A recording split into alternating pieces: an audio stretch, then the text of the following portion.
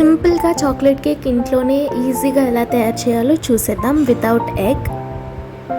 ముందుగా 1 cup sugar add చేసుకొని 1 cup hot water add చేసుకోవాలి.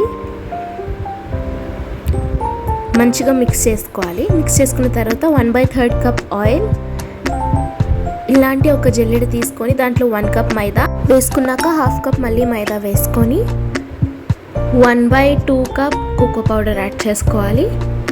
1/4 teaspoon baking soda, 1/4 teaspoon baking powder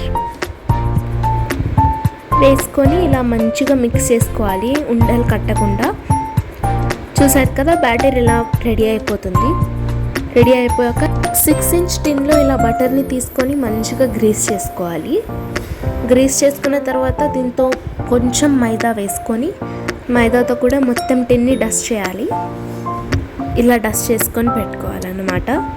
dust చేసుకున్న దాంట్లోకి మన బ్యాటర్ని యాడ్ చేసుకోవాలి. ఈ గిన్నెపై లిడ్ పెట్టి 10 మినిట్స్ ప్రీహీట్ చేసుకోవాలి. 35 to 40 మినిట్స్లో మన కేక్ అయితే రెడీ అయిపోతుంది.